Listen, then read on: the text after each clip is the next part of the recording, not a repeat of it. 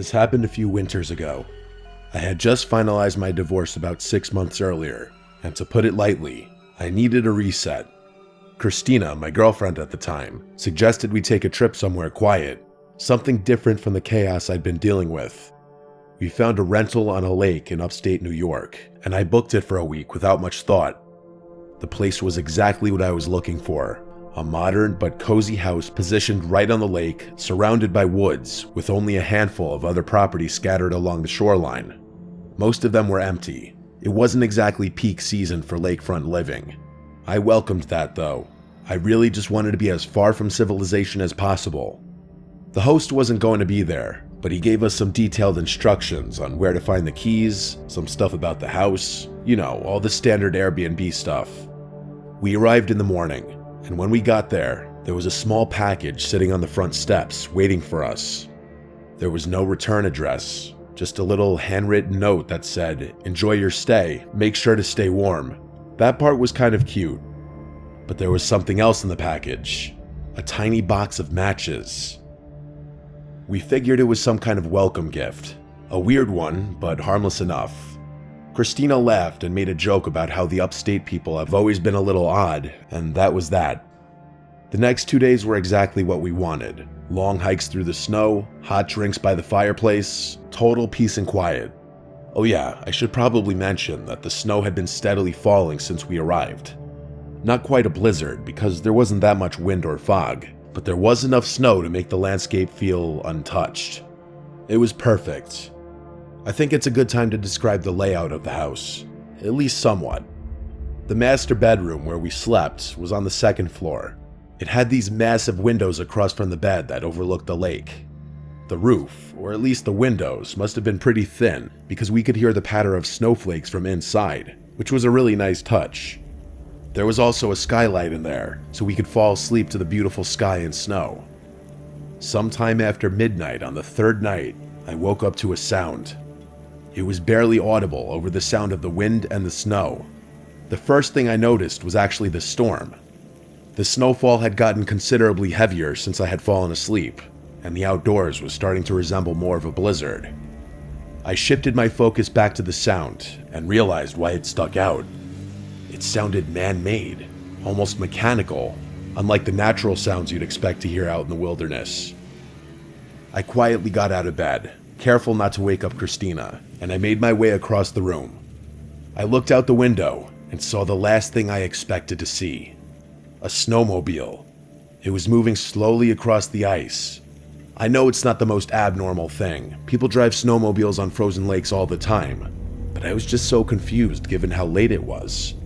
Like I said, the snow was falling more heavily now, so visibility wasn't great, but I could still make out the shape.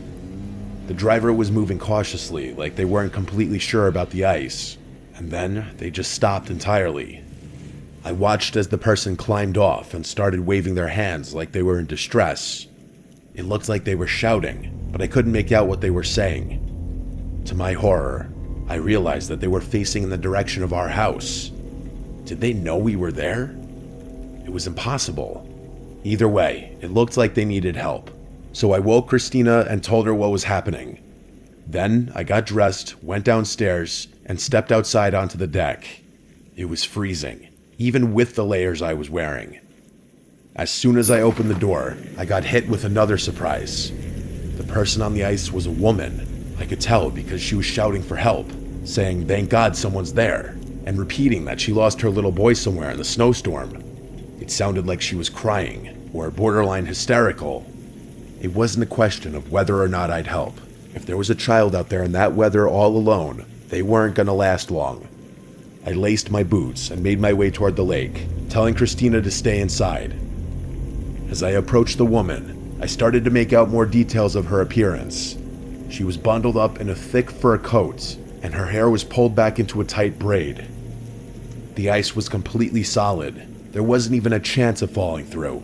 So I started to relax, knowing that it would have been impossible for that little boy to have fallen through. As I got closer, she started saying that he had run away from home and that she was looking for him. That statement gave me some pause. I had expected her to say something like he had fallen off her snowmobile and she hadn't noticed, and then I started to think about how ridiculous even that story was. How the hell do you not notice your own kid falling off a snowmobile? The adrenaline must have been clouding my judgment, because I hadn't even thought about that until right then. I was just about to ask her for more details when she said something that literally made me freeze. She asked me if I still got those matches, and I could tell she was smiling. For a split second, I had no idea what she was talking about, and then it all clicked at once. The matches, that package from the first day, the note. She had left it, not our host. Before I could react, she reached into her coat and pulled out a gun. She demanded my wallet and phone, and I gave them to her. I had no other choice. The whole interaction happened within the span of not even 30 seconds. Without another word, she climbed back onto the snowmobile and disappeared into the whiteout. As she was speeding away, I turned towards the house and ran as fast as I could on the ice, shouting for Christina to call the police the whole time. She was already on the phone with them when I finally made it back to the house. I locked the doors and paced the room, still shaking. I kept looking outside, half expecting to see that snowmobile circling back. The cops showed up about an hour later. By that point, the fresh snowfall had already covered any tracks that woman had left behind. Christina was hysterical, but I was mostly angry. I had come here for peace. There was hope, though. I couldn't think of a reliable way that woman had gotten her snowmobile onto the lake, so I expected the police to at least find the vehicle abandoned somewhere. Unfortunately, I was wrong. The police searched the area and found an old boat ramp on the far side of the lake. Their best guess was that she had come from there. I was furious and insisted they keep looking, but they told me the same thing I already knew. There wasn't much they could do. Even if she left something behind, they'd never find it in all the snow. With Christina's help, I tried tracking my phone, but by that point, it was already offline. The one good thing about the whole ordeal was that the Airbnb host refunded the entire trip. He sounded genuine on the phone and confirmed that he knew nothing about a welcome package, but something about the whole thing didn't sit right with me. How could that woman have possibly known we'd be staying there? And why go to such elaborate lengths just for a simple robbery? I couldn't help but think the host had something to do with it, but I had no proof. I brought it up with Airbnb, but they were about as helpful as you'd expect. I know I've always been a paranoid guy, but for the longest time after that, I couldn't help but feel that my ex-wife had something to do with it. It honestly makes me angry writing about this. I can just imagine her stupid face laughing at my expense. I've since come to terms with how unlikely that possibility is, but the whole thing still doesn't make any sense. Even now, I have no idea why someone would do all of that just for a wallet and phone, unless they were seriously messed up in the head and got some kind of sick pleasure out of it.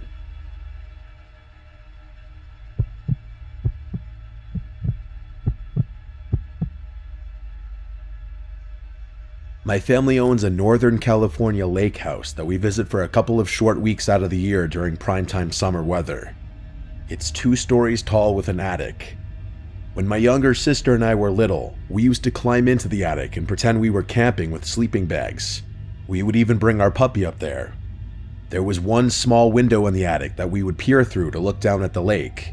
We always got a kick from watching people. In our early teenage years, we got a bit too big for both of us to stay in the attic comfortably, so that put an end to our sleeping bag antics. Looking back, it was a little sad, but everyone's got to grow up eventually. When our grandparents died, my parents inherited the remainder of their furniture. We had some space to fit the bigger furniture pieces, but the attic ended up getting stuffed with the smaller hand-me-down items. My parents didn't really have the heart to get rid of any of it, as it was all they had left of my Nana and Pop. It felt bittersweet putting all of my grandparents' stuff up there, but it felt reassuring knowing that little pieces of their most cherished items were still watching over us in a way. That whole period honestly felt like the ending of my childhood, and I bet my sister would agree. As we got older, it got harder for my family to make it out there to the lake house due to my studies and my parents' work. At best, we could all maybe get a singular week off for a family trip, but nothing beyond that. My parents didn't really want to rent it out during the many months we weren't there because they were scared of getting their antiques ripped off or broken by sketchy tenants.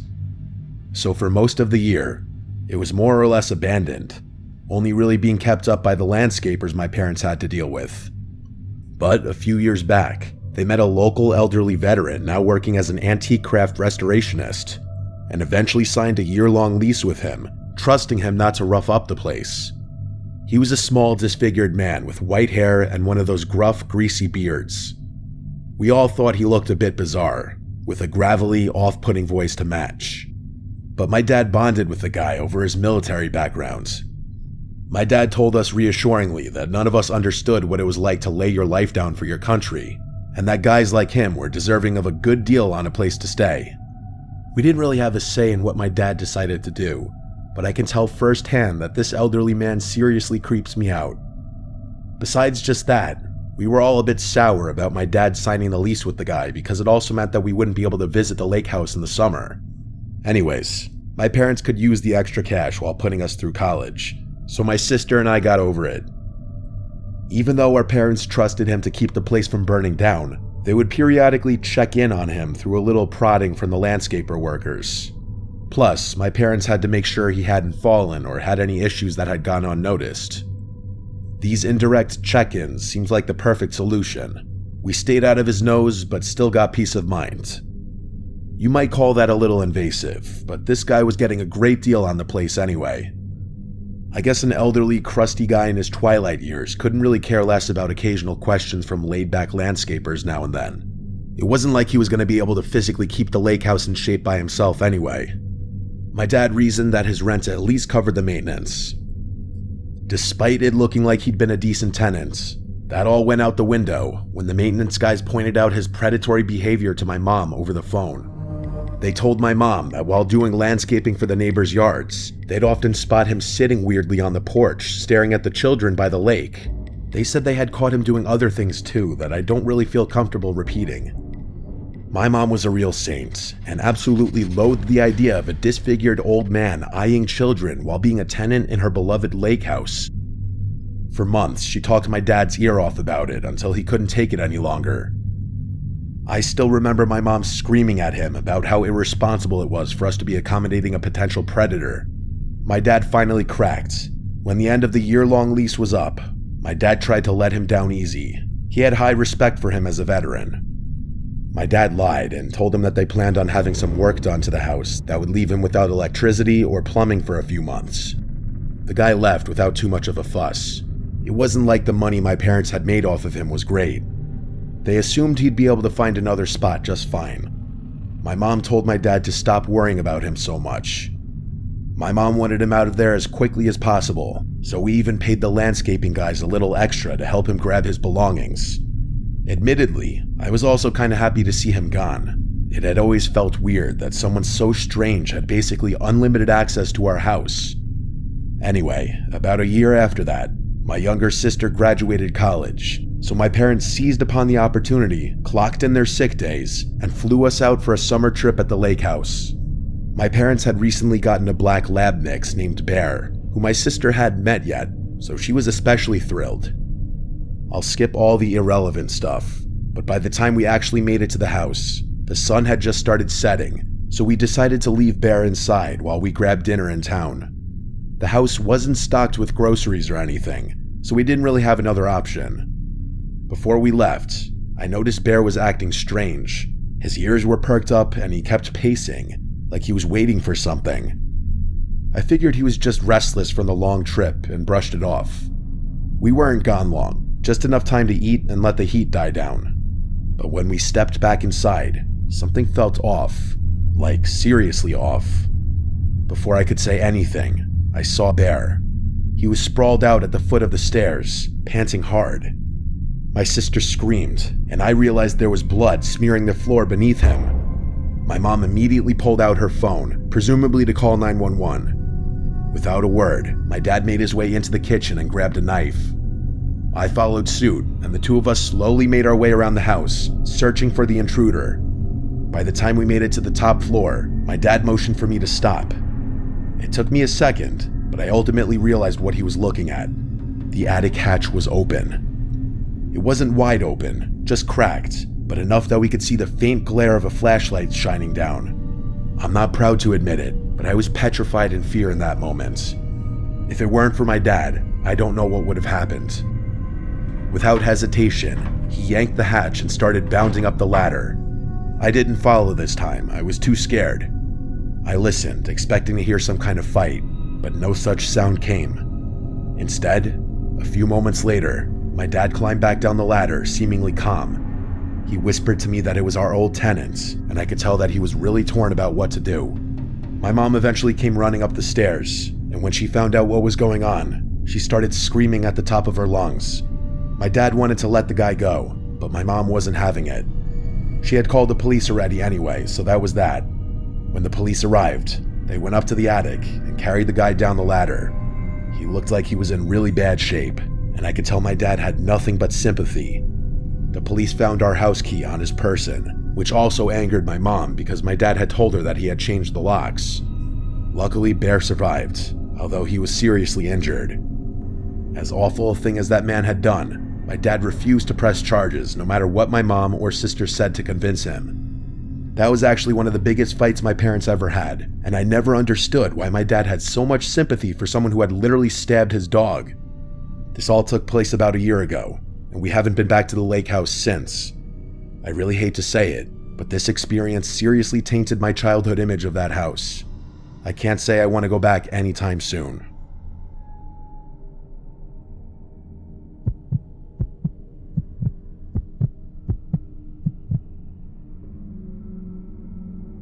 This happened last summer. I was 20 years old. My name is Kevin. My friend James comes from a very wealthy family.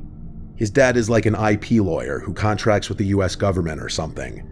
They've got a bunch of properties all over the country and a handful of international ones too. That's the kind of wealth I'm talking about.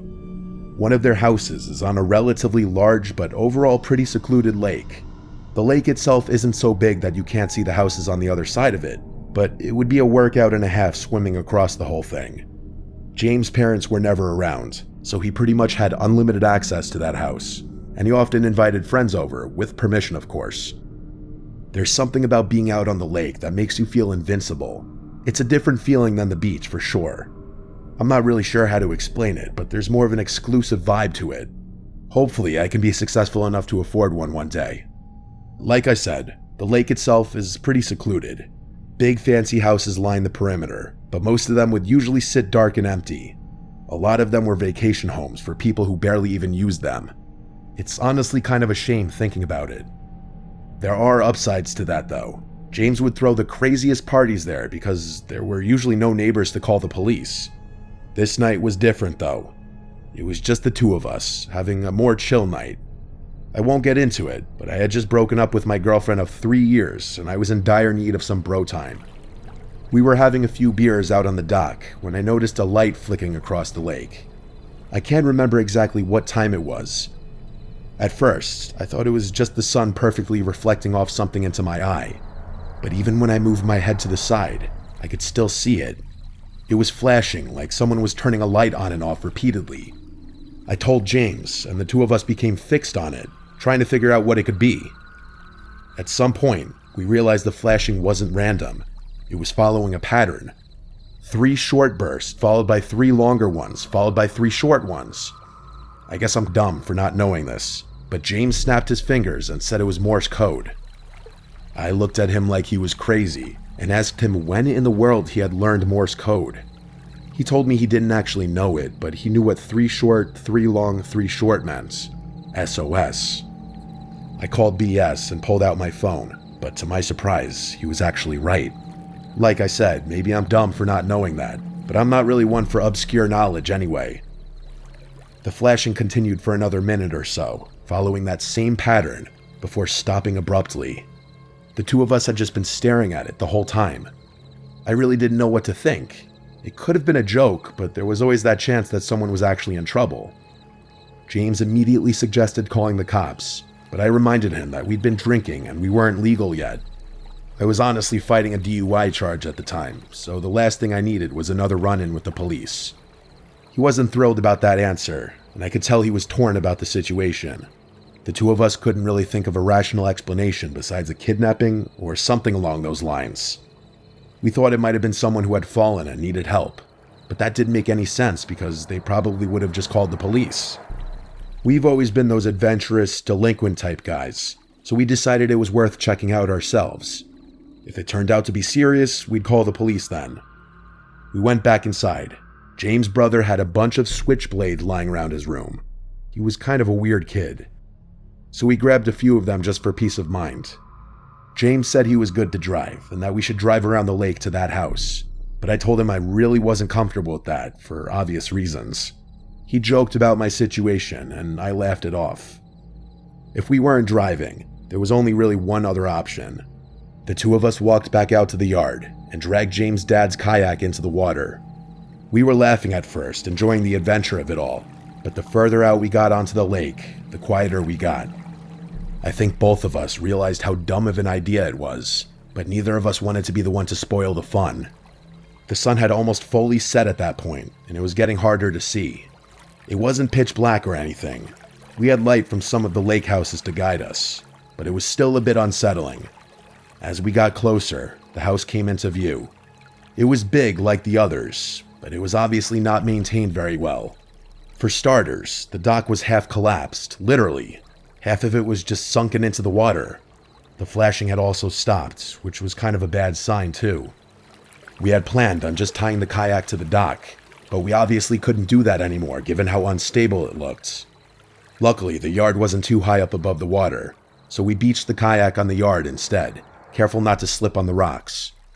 I felt the adrenaline rush start coming on. I could tell James was feeling the same thing. We looked up toward the house. The light had been coming from the second floor, that much we knew. James was freaking out at that point and insisted that we just leave and call the police.